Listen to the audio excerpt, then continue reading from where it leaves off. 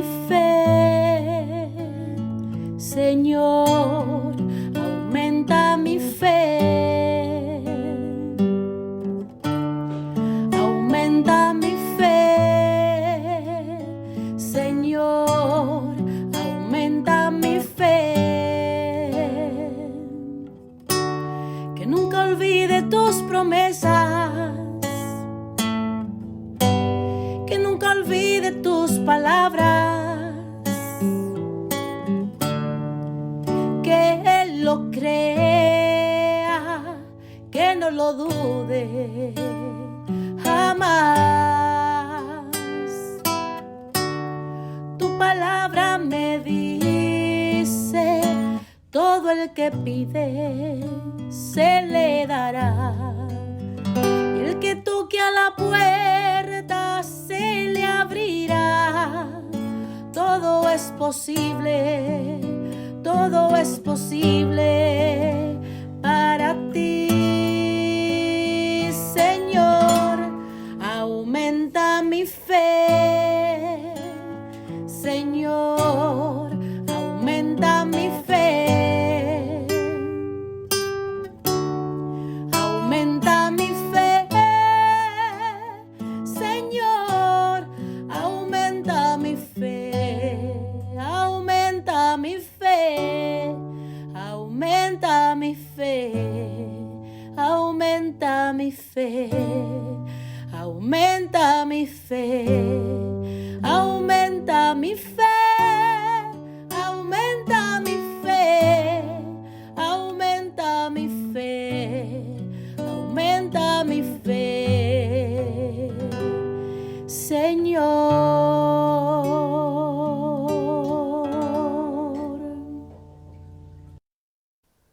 Saludos en este glorioso día y bendiciones a los radiocreyentes que escuchan Jesús y María Radio, que están sedientos de la palabra de Dios. Les envía un saludo su hermano Américo Tejada, de la parroquia San Simón Stack San José, que está localizada en el Bronx y pertenece a la Arquidiócesis de Nueva York. Estamos aquí todos los lunes y los domingos de 5 a 6 p.m. hora de Nueva York. A los hermanos y hermanas que viven en la ciudad de Nueva York, que quieran ponerse en contacto con su servidor, pueden llamarme al 718-933-5299. En este segmento de estudio bíblico titulado Crece en tu fe, estamos estudiando el Evangelio según San Lucas. El evangelista Lucas fue discípulo y compañero del apóstol San Pablo. Fue de origen antioqueño. Era pintor y médico. Buen conocedor de la lengua griega, hombre culto, escritor con mentalidad histórica. La tradición apostólica consideró desde el inicio este evangelio como texto sagrado inspirado por Dios. La identidad del evangelista Lucas, por consiguiente, es dinámica y quiere transformar los rasgos del creyente en los de aquel en quien se cree. Y este es Jesús, que es palabra de Dios, que reveló en el suyo el rostro del Padre. Este evangelio es el evangelio de la misericordia. Describe a Jesús como centro del tiempo, o sea que en Jesús se cumple tanto el pasado de la promesa hecha a Israel como el futuro de la salvación abierta a toda la humanidad. El evangelista Lucas se dirige a un lector que proviene del paganismo, pero que ya es creyente y que desea conocer cada vez más a fondo el rostro amado de su Señor y Salvador, Jesús. Estamos en el capítulo 6 del Evangelio según San Lucas, pero antes vamos a comenzar con una oración y lo hacemos en el nombre del Padre, del Hijo y del Espíritu Santo. Señor, que todo lo que hagamos este día inicie con tu bendición y termine con tu ayuda. Que todo lo que digamos este día sea motivado por tu amor e inspirado por tu gracia. Que nuestras obras de este día reciban tu inspiración y perduren en tu paz. Todas estas cosas, Padre Celestial, te las pedimos en el luz y poderoso nombre de tu Hijo Jesús, que vive y reina en unión del Espíritu Santo, quien es Dios, por los siglos de los siglos. Amén. Los créditos de estudios bíblicos son dados al padre Silvano Fausti, a la Biblia de Jerusalén y a la hermana Evelyn Morán y su ministerio de música. A los hermanos y hermanas que viven en el Bronx, para invitarlos a nuestro ciclo de oración de la parroquia San Simón Stack San José, que está localizada en el 2191 Valentine Avenue, esquina calle 182, comenzando con la misa a las 10:30 p.m. todos los viernes por la noche. Para anunciarles que también tendremos una misa de sanación el segundo viernes de cada mes a las 10:30 p.m., donde se impartirá el sacramento de la unción de los enfermos y también se orará por ellos. Así que traigan todos sus enfermos o vengan para orar por ellos.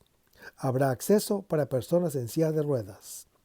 También tendremos una hora santa con la exposición del Santísimo todos los jueves de 7 a 8 p.m., así que están todos invitados. En el segmento anterior decíamos de que la característica del ciego es la del que no se puede mover, aunque tiene todo lo necesario para la locomoción. La realidad se vuelve contra él y le causa un mal. Así, el que no tiene misericordia ignora el sentido de la vida y no sabe orientarse. Se mueve allí dentro a ciegas y se golpea causándose daño. Así como la luz fue al principio de la creación, así también la misericordia es el principio de la nueva creación, tan poderosa que vuelve a llevar al bien inclusive lo que es malo. Hermanos, la ceguera fundamental es la de no considerarse necesitados de la misericordia del Padre. Dice Juan, si fueran ciegos, no tendrían pecado. Pero como dicen, vemos, su pecado permanece. Y lo dice en Juan capítulo 9. Hermanos, ciego es el discípulo que no ha experimentado la misericordia de Dios para con él en Jesús, la que se describe en los versículos 27 al 38. Por eso, su modo de obrar carece de misericordia y conduce a la perdición a él y a cuantos entran en el radio de acción de su maldad. Por consiguiente, hermano que me escuchas, los ciegos son los justos según la ley. Son como el apóstol San Pablo, irreprensible, y deben convertirse a la gracia del Señor Jesús, como lo anuncia el apóstol Pablo en su epístola a los Filipenses, capítulo 3. Cayó en tierra y quedó ciego, y así tendrá una señal visible de su ceguera interior y de su necesidad de un guía. Lo anuncia Hechos, capítulo 9. En realidad, ninguno de nosotros puede servir como guía a otro. Todos somos ciegos, carecemos de la gracia y somos malos. A la salvación nos guía solamente el Maestro de la misericordia. Él es la verdad que ha bajado hasta nosotros y se convirtió en nuestro camino para conducirnos a la vida. Pero a su vez, así como el espejo revela el sol, así cada uno de nosotros puede ser luz para el otro en la medida en que es alcanzado por el rayo de la misericordia. El discípulo acoge la benevolencia y la gracia de Dios en el Señor Jesús. Es capaz de testimoniarla hasta los confines de la tierra, como lo anuncia Hechos, capítulo 1. Y el versículo 40 se lee, ¿no está el discípulo por encima del maestro? Hermanos, el Señor Jesús nos ha enseñado lo que debemos hacer. En lugar de seguir su palabra y su ejemplo, por olvido, estupidez y presunción, el discípulo siente la tentación de seguir otros caminos que cree más perfectos. Al ser confundido por las tinieblas, cree que está iluminado, pero sabe que la luna no puede tener más luz que el sol. Del mismo modo, él no puede saber más que su maestro. Para la comunidad del evangelista Lucas, esta presunta luz, mayor tal vez, consistía en pretendidas revelaciones personales o en conocimientos esotéricos que tendrían o que podrían ofrecerse como vías alternativas o complementarias para la salvación. También hoy, como entonces, el hombre es especialista en inventar caminos de salvación espirituales, caminos psicológicos, caminos económicos, caminos políticos y sociales, quizás haciendo una mezcolanza de todo. La nueva era existe siempre, en todas las épocas, con diferentes nombres, por supuesto, pero inútilmente, porque la salvación no es otra cosa sino la misericordia del Padre Celestial en la carne del Señor Jesús. Es un hecho, no una ideología ni una iluminación. Todo el resto coayuda a la salvación o menos en la medida en que lleva más o menos el sello de esta misericordia. Hermanos, la tentación más fuerte del hombre, que necesariamente busca la salvación, es la de no fiarse de Dios y de inventar nuevos caminos, precisamente porque está movido por esta antigua desconfianza. La tentativa de salvarse a sí mismo y de no aceptar la salvación como misericordia del Padre Celestial en la miseria real es el triple estribillo que repetían alrededor de Jesús en la cruz, como lo narra Lucas capítulo 23. Es un discípulo iluminado aquel que sabe lo que el único maestro hizo y dijo, y trata de hacer otro tanto. Es aquel al cual él ha lavado los pies, haciéndose su esclavo de misericordia.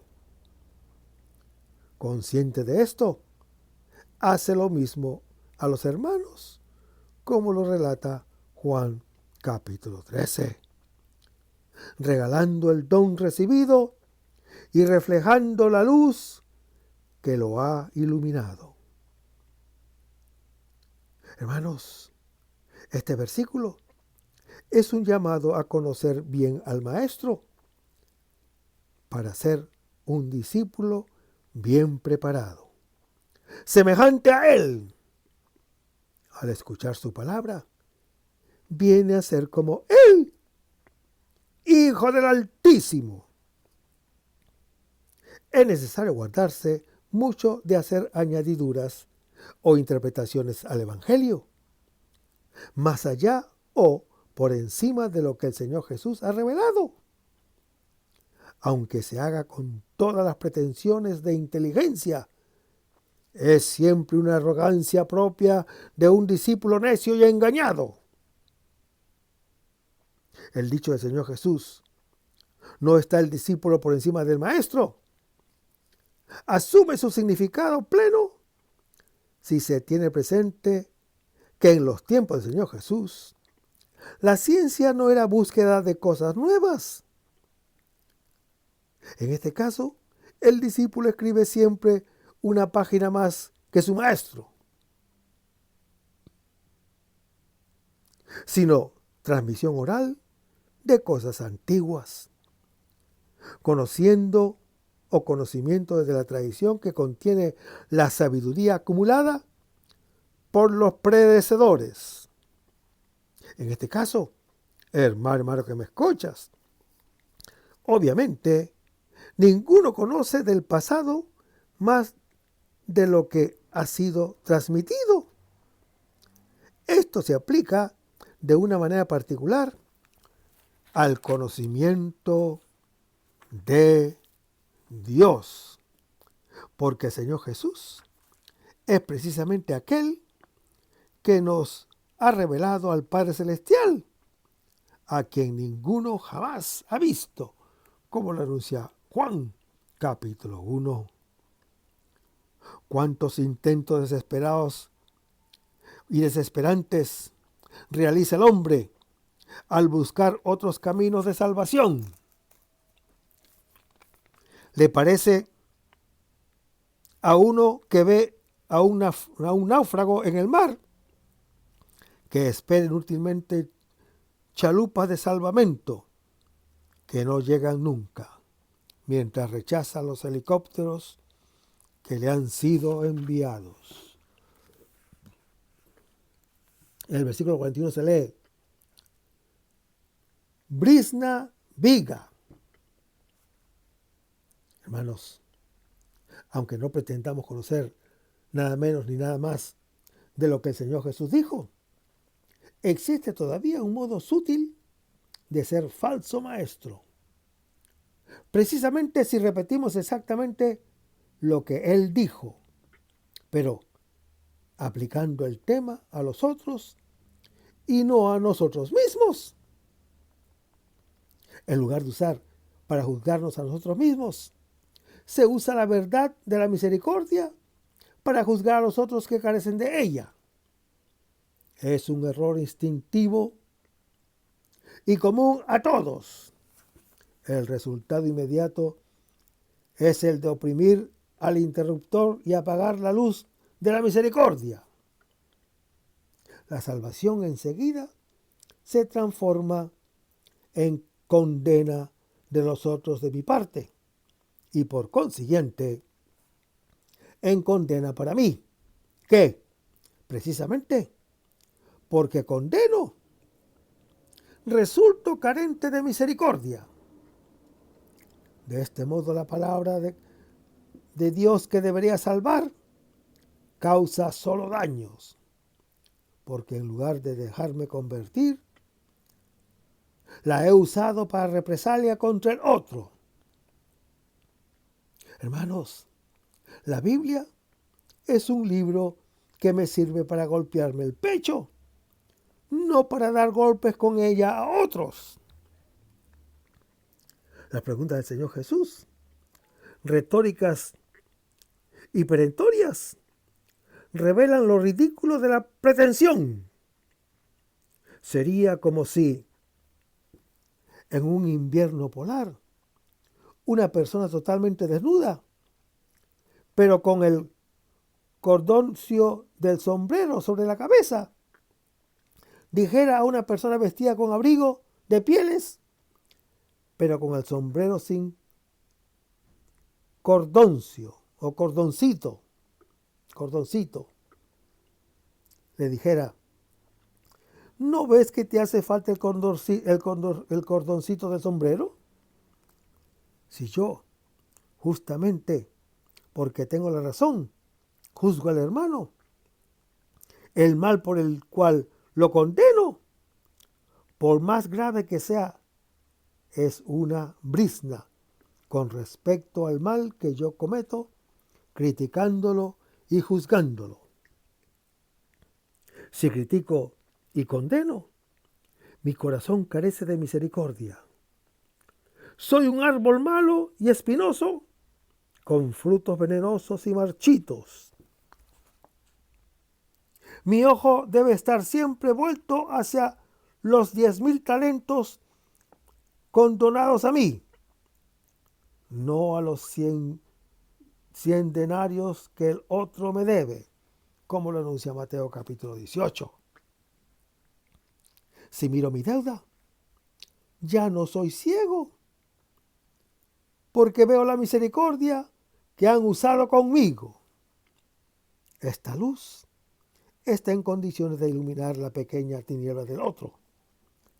Pero si miro el mal del otro, juzgo y condeno, como Él también mi persona, porque con la medida que midan, se les medirá. Lo anuncia Mateo capítulo 7. Así caemos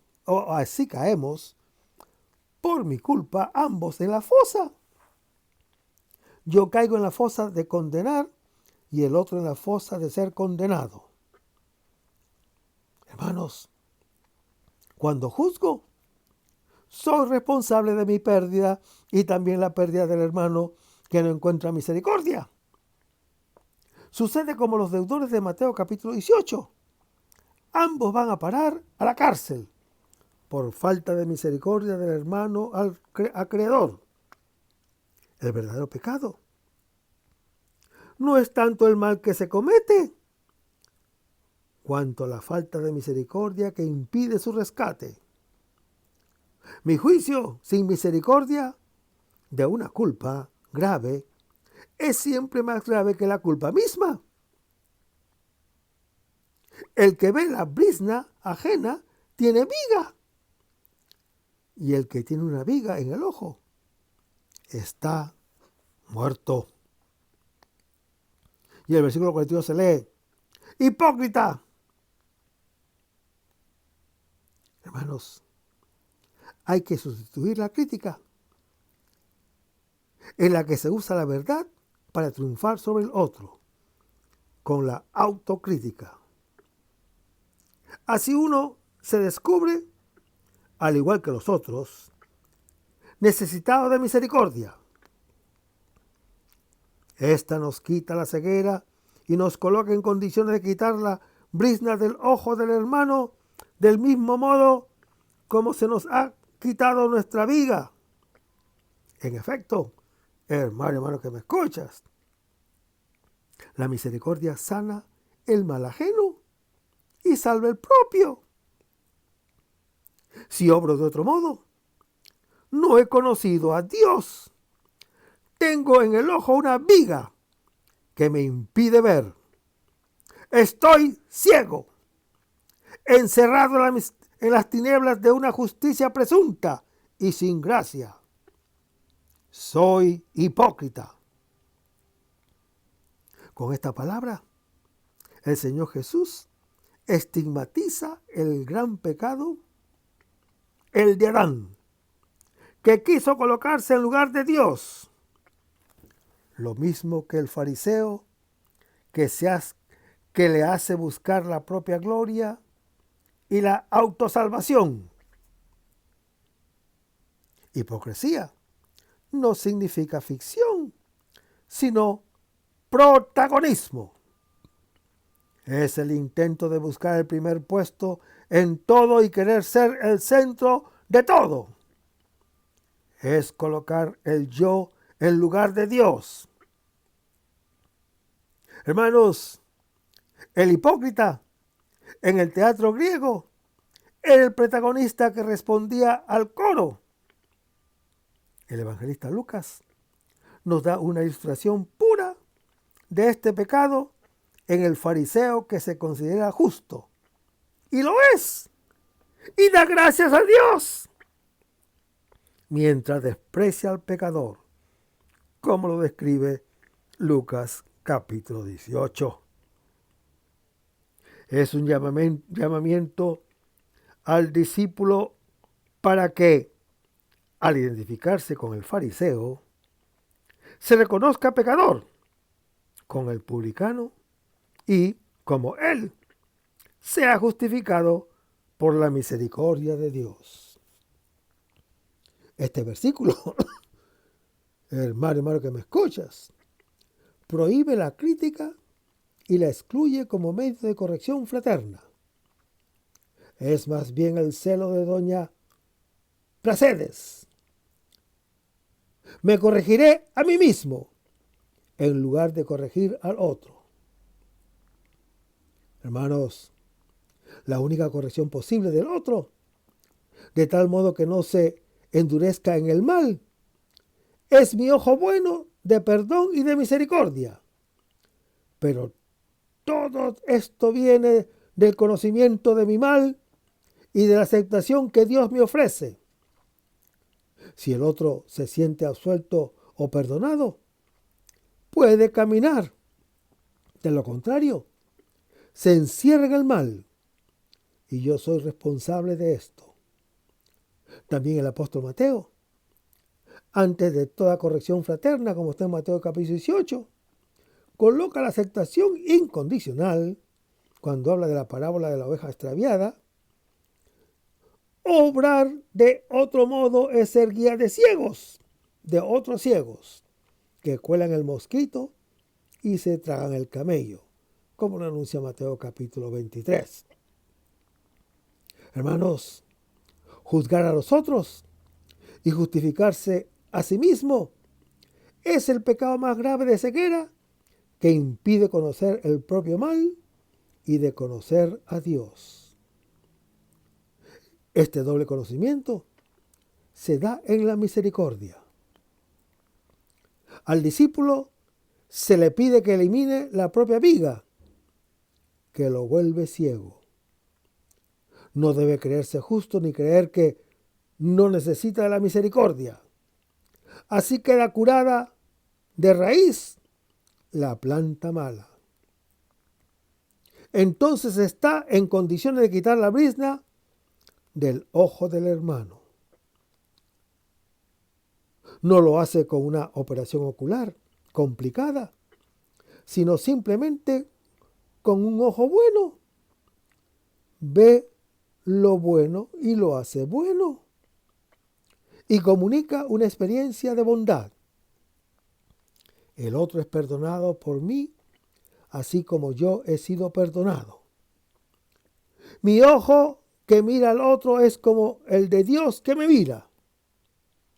Es importante notar la paradoja real de la misericordia.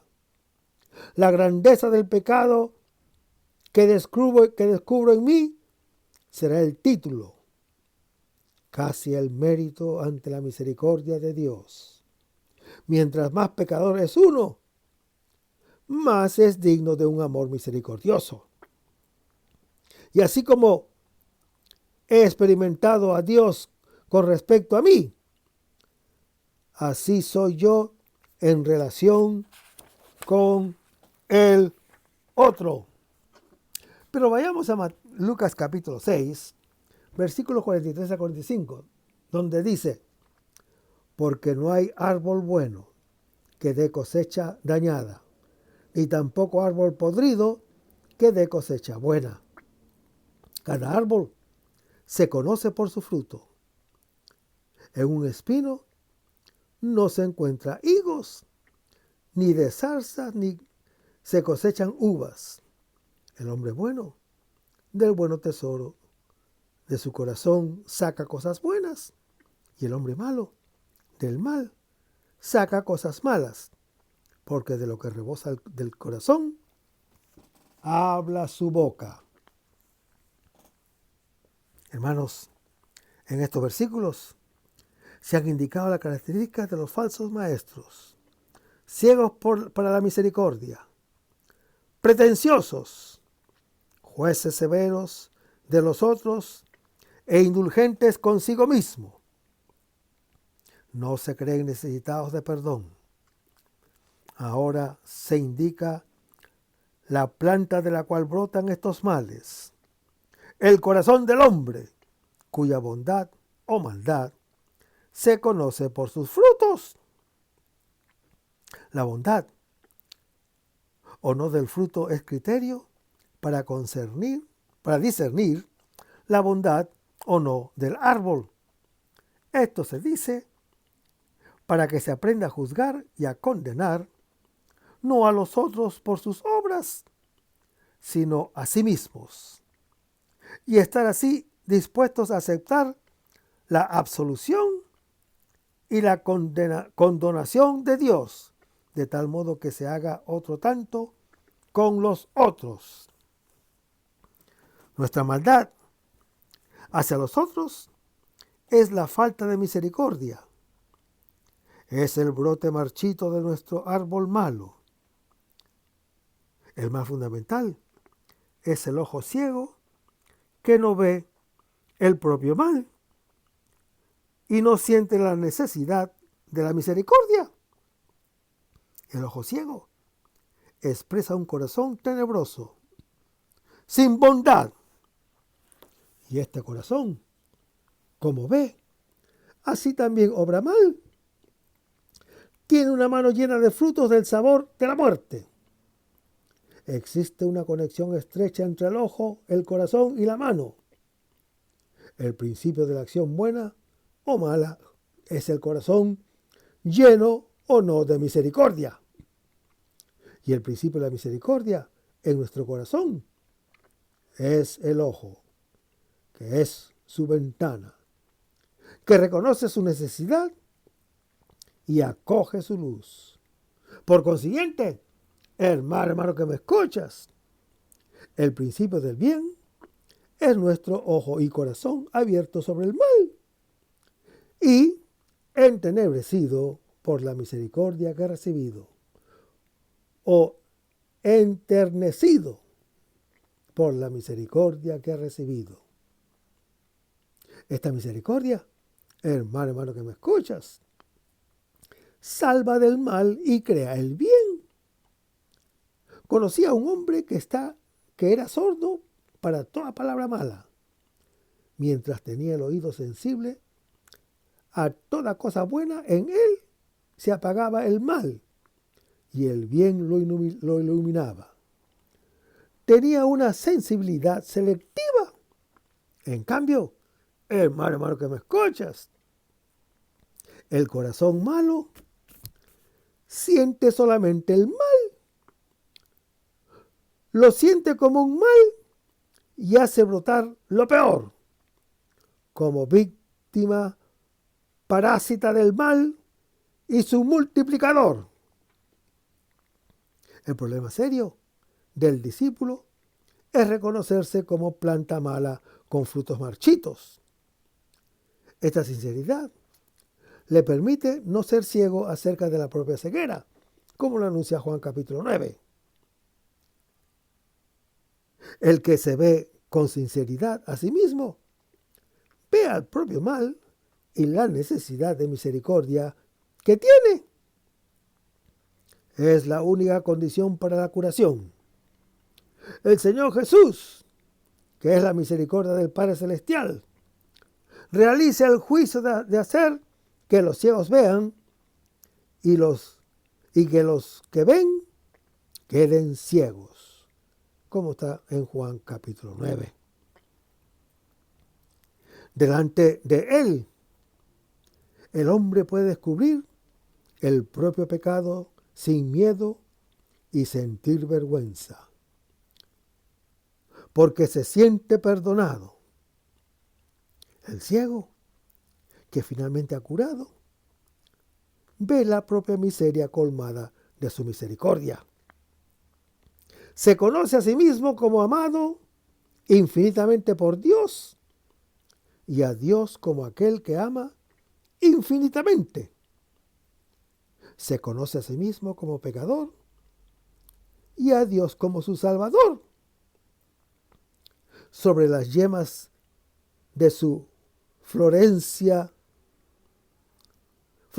del mal, ve injertado el árbol bueno, que hace producir frutos buenos. Reconocer mi corazón malo, que ha atesorado un gran capital de mal, es el mismo injerto que me convierte en árbol bueno, me pone en comunión con Él, que perdona, y con los hermanos a quienes, por consiguiente, perdono. Hermanos, este pasaje nos llama a discernir y a vivir con verdad nuestra mentira delante de Dios y a exponer sin miedo ante sus ojos nuestra desnudez temerosa. Por nuestros frutos de muerte podemos reconocernos fácilmente como madera mala. Así estamos dispuestos a acoger su perdón y aceptamos el injerto de la única madera buena, el árbol de la misericordia del Padre Celestial, la cruz del Hijo de Dios, que se ha entregado por nosotros. El conocimiento de mi pecado en esta luz me hace finalmente solidario con el Padre Celestial y con los hermanos. Y el versículo 43 se lee: porque no hay árbol bueno. Hermanos, lo que yo hago brota de lo que soy. El fruto depende de la calidad del árbol. Así como la higuera no hace esfuerzos para producir frutos, no puede hacer otra cosa. Así, es inútil que yo me esfuerce por producir frutos buenos si soy malo. El problema es de qué madera soy. En efecto, existen plantas diferentes. Existen árboles que hacen morir y árboles que hacen vivir. La mentira de la serpiente hizo comer del árbol del poder de Dios en Génesis capítulo 3, que vino a ser para nosotros madera de muerte. La palabra de la verdad, levantada en la cruz, vino a ser para nosotros árbol de vida, que cura de todo mal y produce siempre frutos buenos. Lo anuncia Apocalipsis capítulo 22. Al árbol de la muerte se le contrapone el de la vida.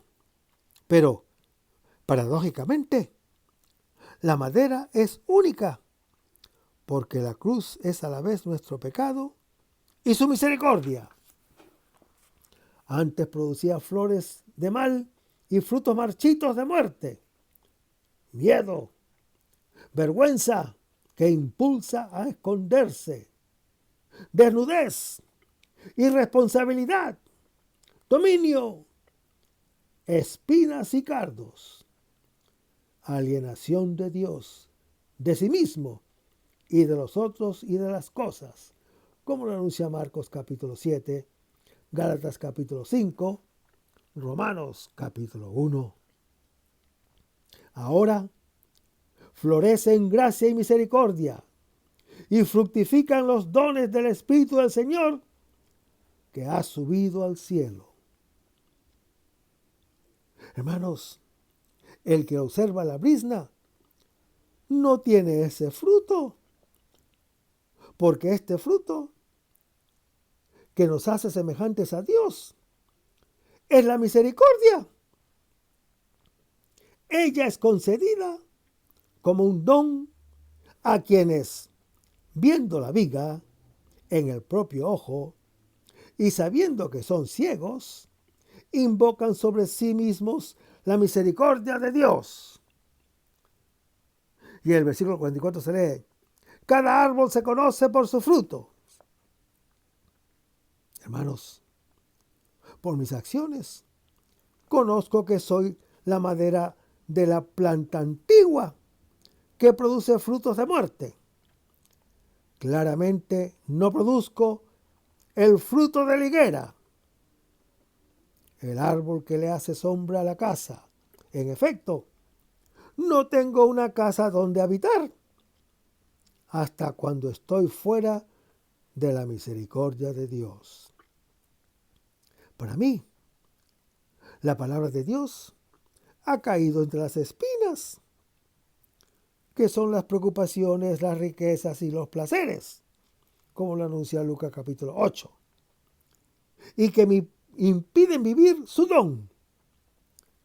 No habito en su promesa y vivo más bien de mi tierra de alienación que produce espinas y abrojos. Estoy todavía en el mundo de la desobediencia, en sus criterios y afanes.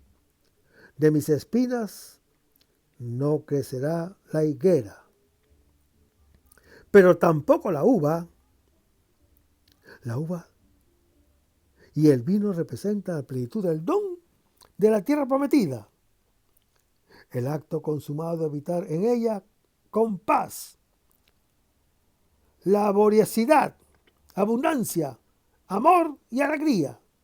En efecto, hermano que me escuchas, la uva no se puede producir, no puede proceder de la zarza.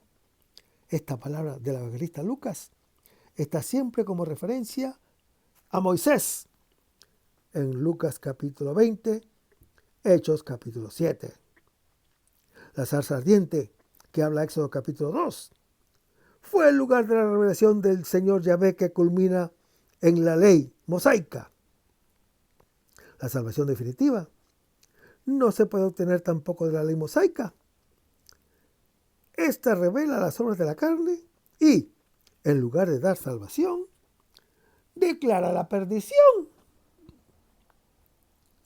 La uva, hermano que me escuchas, la vida en su plenitud, se recoge solamente y en abundancia de la sangre de Cristo. Ella es el don total de la misericordia de Dios. La nueva alianza, como lo anuncia Lucas capítulo 22, donde todos pueden reconocer quién es el Señor, según Jeremías capítulo 31. En efecto, Él es la vid verdadera, según Juan capítulo 15. Solo quien está unido a Él puede producir frutos de vida y de alegría, porque sin mí no pueden hacer nada, lo anuncia el Señor en Juan capítulo 15. Hermanos, los higos y la uva, los frutos de quien habita en la tierra de Dios, son los dones del Espíritu Santo. No nacen de nuestra justicia, sino de su gracia para nosotros, desprovistos de la gracia, y maduran sobre el árbol de la misericordia, que es la cruz del Señor Jesús. Este versículo nos lleva, por medio del examen de nuestros frutos, a reconocer la necesidad de que se injerte en nosotros el vástago del trono de Yesé, como lo anuncia Isaías capítulo 11. Vivir el mandato del Señor en estos versículos, es decir, producir buenos frutos, será el resultado natural de este injerto. Y el versículo 45 se lee: el hombre bueno, del buen tesoro de su corazón. Hermanos, el principio de la bondad, o no está en las cosas, sino en el corazón. Si éste ha sido hecho bueno, producirá frutos de misericordia y sabrá cambiar el mal en el bien. En efecto, está lleno de la gracia de Dios en Cristo y vive de este tesoro, que es el buen tesoro del corazón. De lo contrario, hermano que me escuchas, sigue siendo un capital de iniquidad, acrecentando por las acciones sufridas y multiplicando por las acciones sometidas.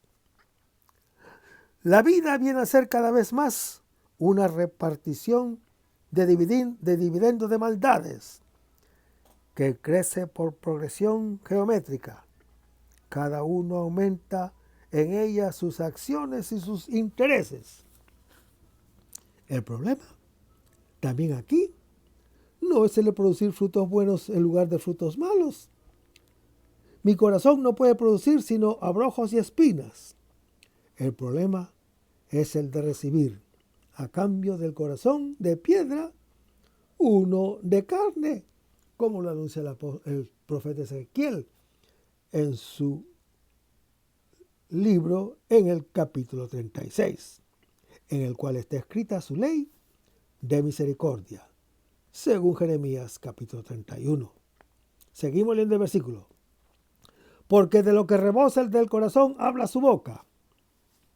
Hermanos, el primer fruto del corazón no son las obras, sino las palabras. La boca precede a la mano y la palabra precede a la obra, haciéndola menos humana, o bien humana o divina. La palabra de Dios, de misericordia, debe entrarme del oído al corazón y sanarlo. Entonces tendré el ojo bueno y la palabra buena, y produciré frutos de misericordia. La lengua es como el timón de un hombre y guía todas sus relaciones. Puede hacer vivir o morir y mata más que la espada. Con ella el hombre se comunica con el otro y lo acoge, o levanta un muro y se niega, como lo anuncia el apóstol Santiago en su capítulo 3. Pero vayamos a Lucas capítulo 6, versículos 46 al 49, donde dice: ¿por qué me llaman Señor y no hacen lo que les digo?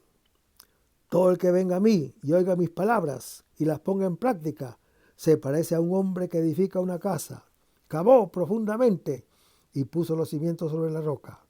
Cuando vino la creciente, el río embistió la casa, pero no pudo moverla de su sitio porque estaba bien construida.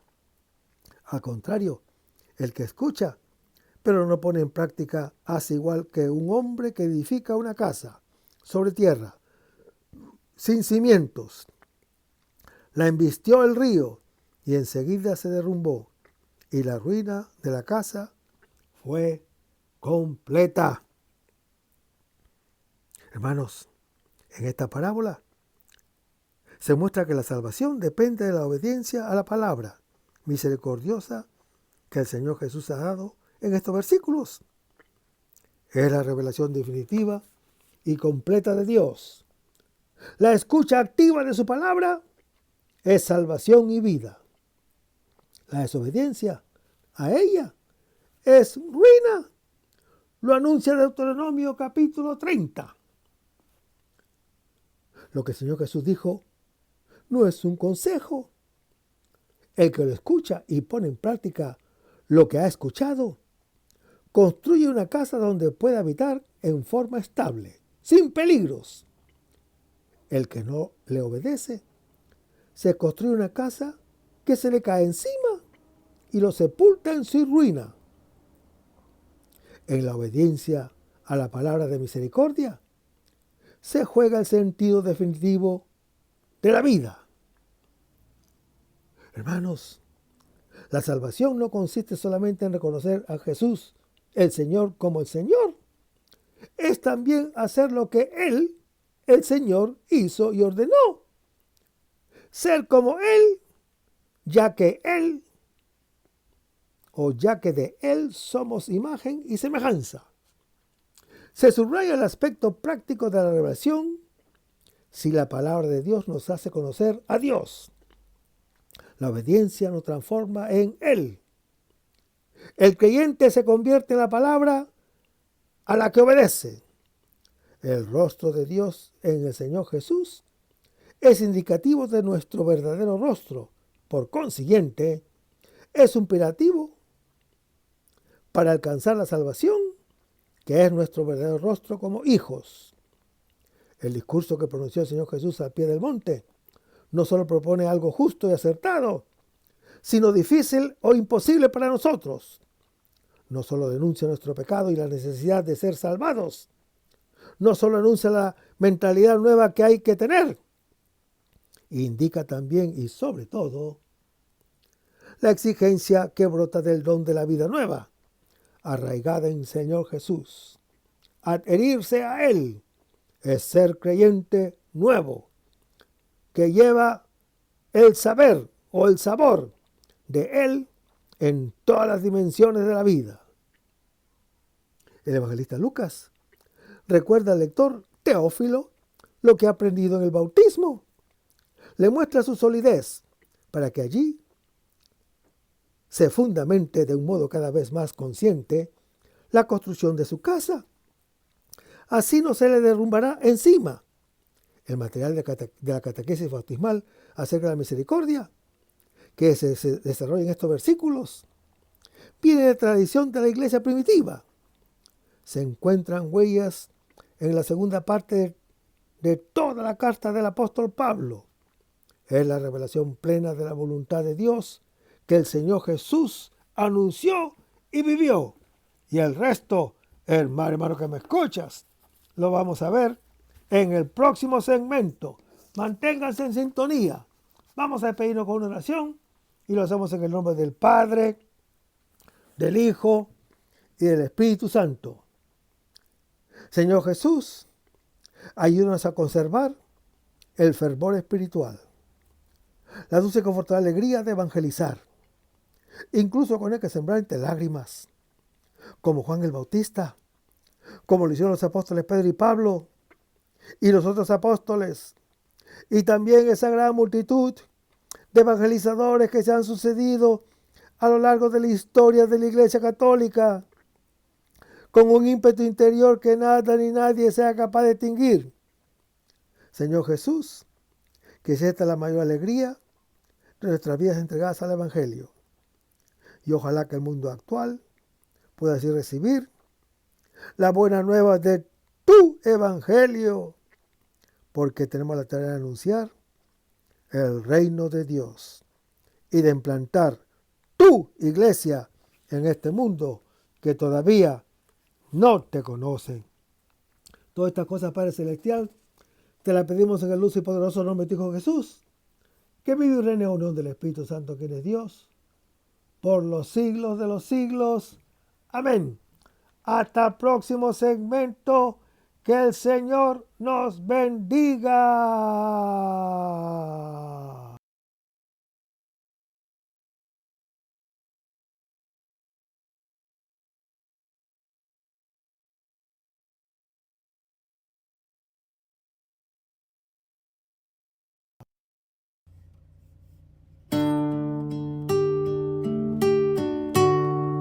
Aumenta mi fe, Señor, aumenta mi fe. Aumenta mi fe, Señor, aumenta mi fe. Que nunca olvide tus promesas, que nunca olvide tus palabras, que Él lo crea, que no lo dude jamás. Tu palabra me dice, todo el que pide se le dará, y el que toque a la puerta se le abrirá. Todo es posible, todo es posible para ti, Señor. Aumenta mi fe, Señor, aumenta mi fe. Aumenta mi fe, Señor, aumenta mi fe. Aumenta mi fe, aumenta mi fe, aumenta mi fe, aumenta mi fe, aumenta mi fe, aumenta mi fe, aumenta mi fe, aumenta mi fe, Señor.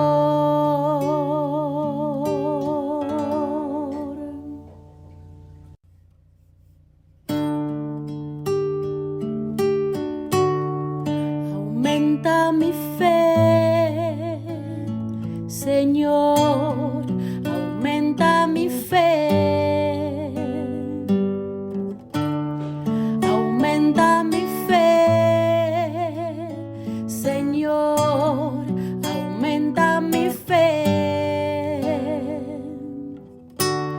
que nunca olvide tus promesas,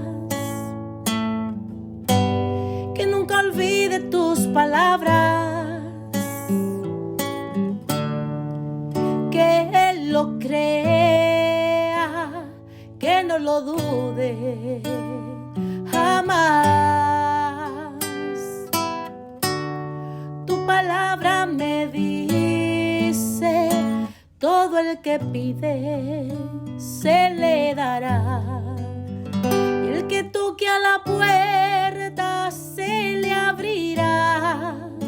Todo es posible, todo es posible para ti, Señor. Aumenta mi fe, Señor, aumenta mi fe. Aumenta mi fe, Señor, aumenta mi fe.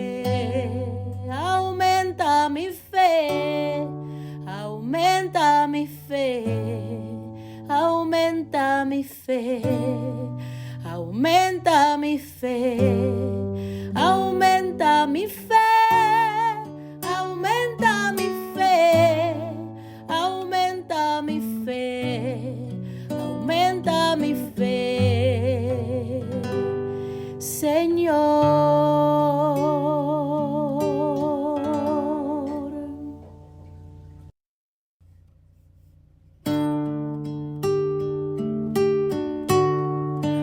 Aumenta mi fe, Señor, aumenta mi fe. Aumenta mi fe, Señor, aumenta mi fe. Que nunca olvide tus promesas, que nunca olvide tus palabras, que Él lo crea, que no lo dude jamás. Tu palabra me dice, todo el que pide se le dará, y el que toque a la puerta se le abrirá. Todo es posible, todo es posible para ti, Señor. Aumenta mi fe, Señor, aumenta mi fe. Aumenta mi fe, Señor, aumenta mi fe. Aumenta mi fe, aumenta mi fe, aumenta mi fe, aumenta mi fe, aumenta mi fe, aumenta mi fe, aumenta mi fe, aumenta mi fe, Señor.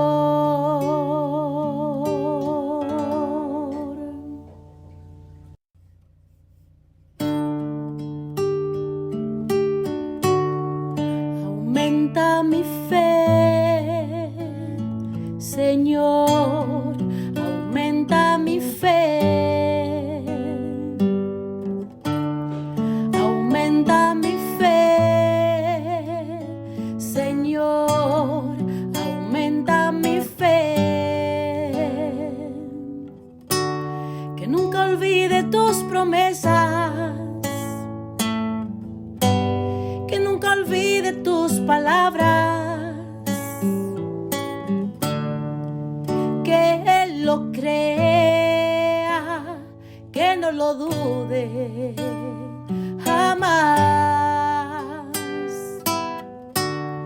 Tu palabra me dice, todo el que pide se le dará, y el que toque a la puerta se le abrirá.